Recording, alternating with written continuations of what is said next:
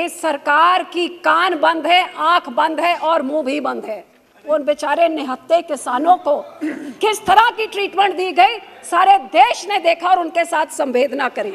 इस सरकार का एक नुमाइंदा उन तक पहुंच नहीं कर सका, लेकिन उनकी कुर्बानी का सर ये इंसान है पकड़ के उसके ऊपर थोप दिया गया। ये ऑर्डिनेंस जब मेरी जमीनें पूंजीपतियों के हाथों में आ जाएगी, मैं मजदूर बन के रह जाऊंगा, देश में आग लगेगी, किसान सड़कों पे उतर जाएगा। उधर आपको चीन घुस आंखें दिखा रहा है, ना मंत्री की सुनी, ना पुराने एलआई की सुनी, और आज किसान मर रहे हैं लेकिन वो किसान की भी नहीं सुन रहे। जो प्रधानमंत्री जी गुजरात के मुख्यमंत्री होने के नाते मनमोहन सिंह को वो अपनी रिकमेंडेशन देते हैं, आप 4 घंटे में लॉकडाउन कर सकते हैं, चंद घंटों में नोटबंदी कर सकते हैं।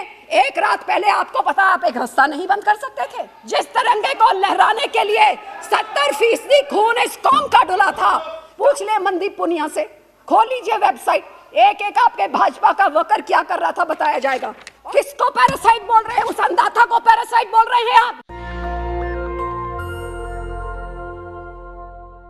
हमारे गुरु ग्रंथों में हमारे चौथे पातशाही जी ने लिखा है कि किसान करे लोचे जियो लाए, हल जोते उदम करे, मेरा पुत ती खाए। मैं कहना तो पंजाबी में चाहती हूँ, लेकिन क्योंकि मैं चाहती हूँ ये सब बाकी सांसद भी समझ सकें कि हमारे ग्रंथों में किसानों को कितनी अहमियत दी है, इसलिए मैं हिंदी में भी बोलूँगी और पंजाबी में भी।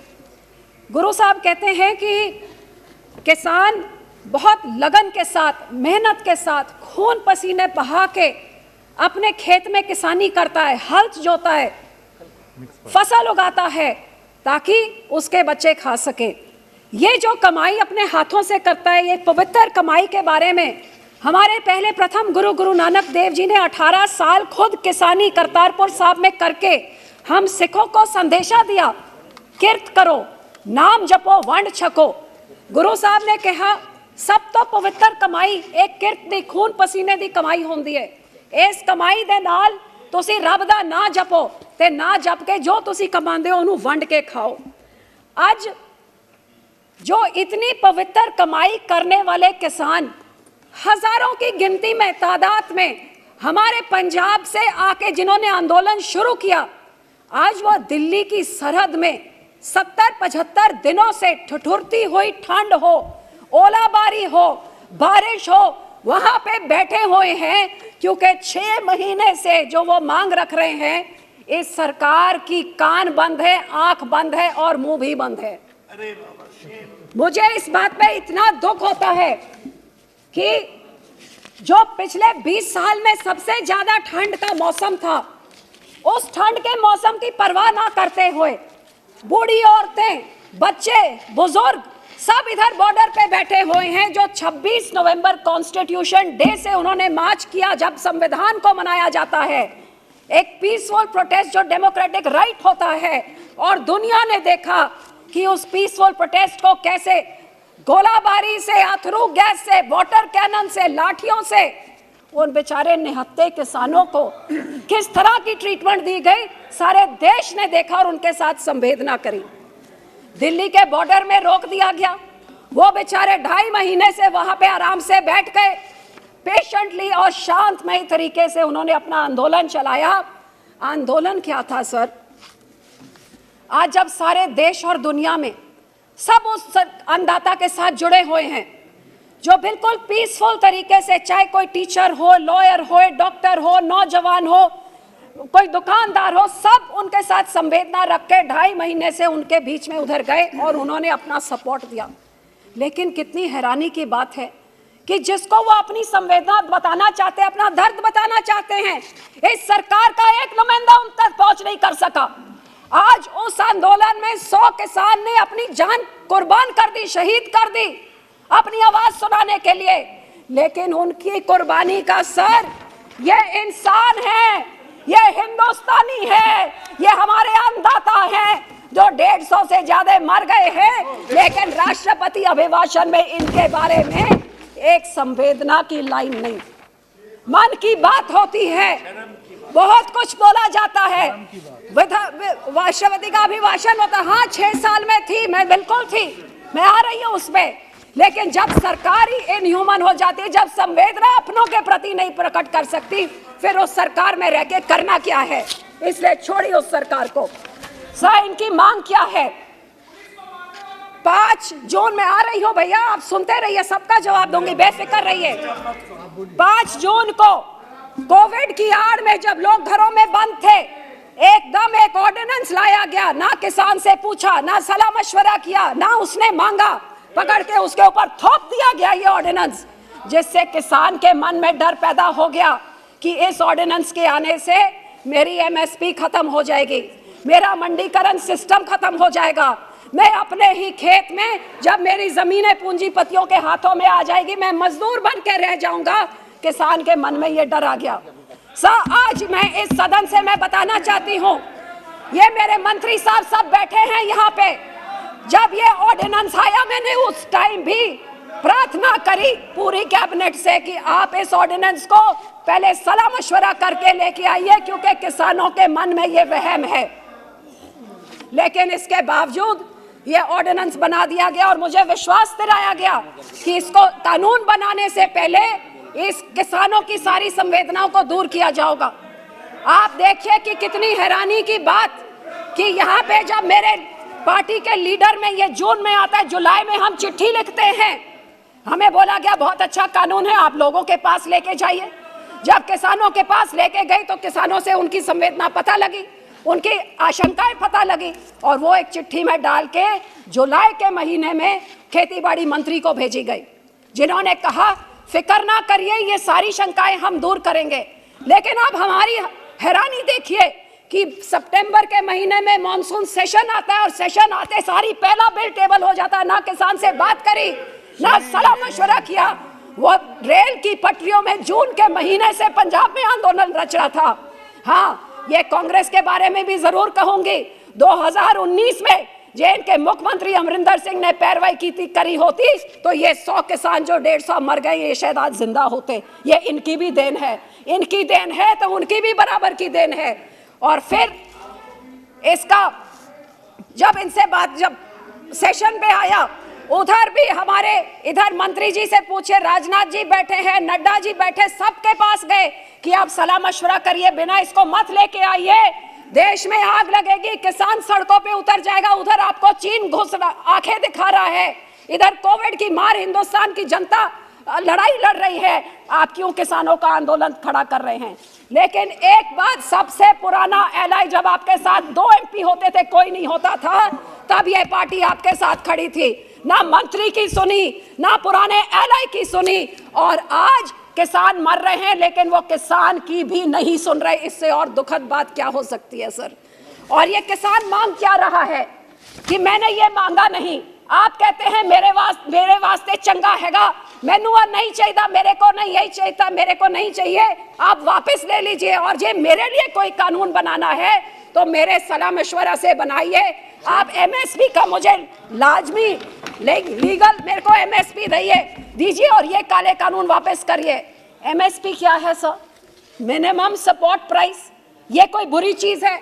ये है 2011 में एक वर्किंग कमेटी के चेयरमैन कंज्यूमर अफेयर्स में, जो प्रधानमंत्री जी गुजरात के मुख्यमंत्री होने के नाते मनमोहन सिंह को वो अपनी रिकमेंडेशन देते हैं। और इस रिकमेंडेशन में 2011 में क्या कहते हैं प्रधानमंत्री जी? Enforce MSP. We should protect farmers' interests by mandating through statutory provisions that no farmer-trader transaction should be below MSP, sir. 2011 में जो मुख्यमंत्री के नाते वो मानते थे, तो प्रधान सेवक से प्रधानमंत्री होते होते आज क्या बदल गया? आज यही तो किसान मांग रहे हैं सर। और किसान के मन में डर क्यों है सर? ये जो रिकमेंडेशंस उसमें दी हैं, as chairman of working committee साफ कहता है अनबंडलिंग। सर, ये बहुत जरूरी चीज है जो कह रहे हैं कि एमएसपी चलती रहेगी। सर, इसमें लिखा है unbundling of FCI operation of procurement, storage and distribution. साफ साफ रिकमेंडेशन चेयरमैन साफ की है कि एफसीआई को अनबंडल किया जाएगा, प्रोक्योरमेंट और स्टोरेज की डिस्ट्रीब्यूशन से हटाया जाएगा। और यही कारण है कि आज किसान के मन में इतनी बड़ी शंका है कि इतना बड़ा आंदोलन पिछले 3 महीने से बैठा हुआ है।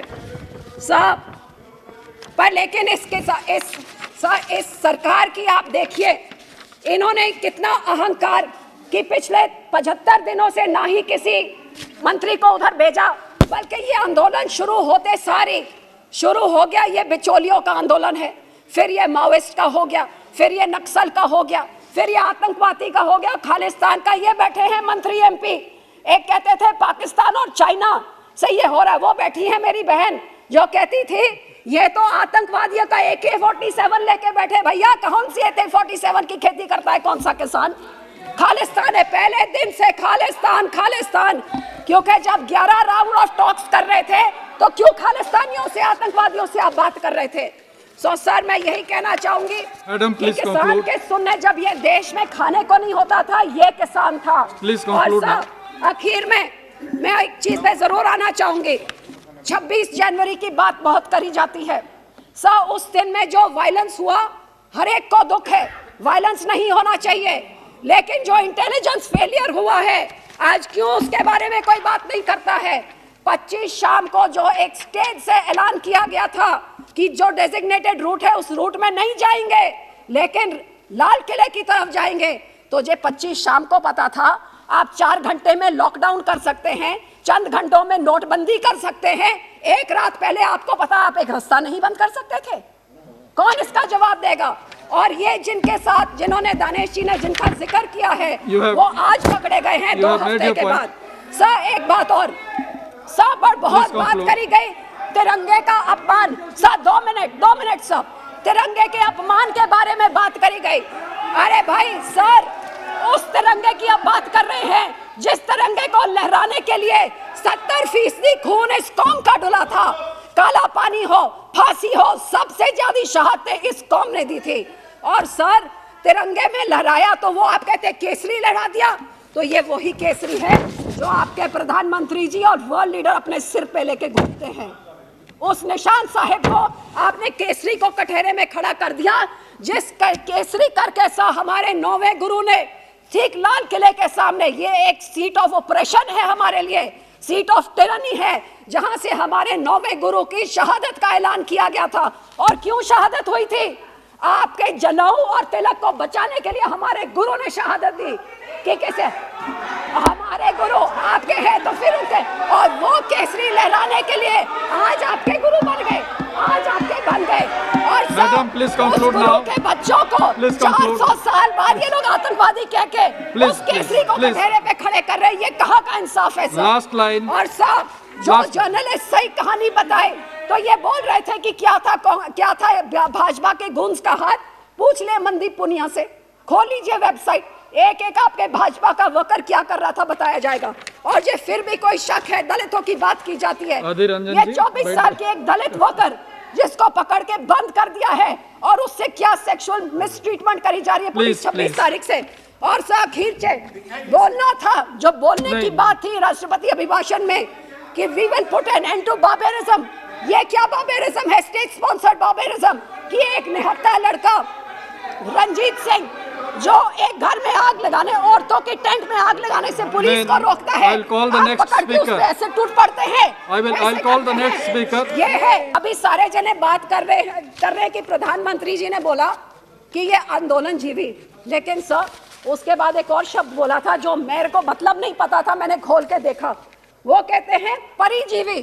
परिजीवी मतलब पैरासाइट। किसको पैरासाइट बोल रहे हैं? उस अंधाथा को पैरासाइट बोल रहे हैं आप, जो अन्न पैदा करके पेट भरता है? क्या लीडरों को बोल रहे हैं? क्या चौधरी टकैत को पैरासाइट बोल रहे हो, जिसको हमारे गुरुओं ने धन्यवाद जी। नेशनल दस्तक की आपसे गुजारिश है कि अगर इसको बचाना चाहते हैं तो नेशनल दस्तक को सब्सक्राइब करने के लिए रेड कलर के सब्सक्राइब बटन को दबाएं, फिर बेल आइकन की घंटी दबाएं। नेशनल दस्तक को बचाने के लिए बहुत जरूरी है कि हर खबर को शेयर करें, लाइक करें, कमेंट जरूर करें।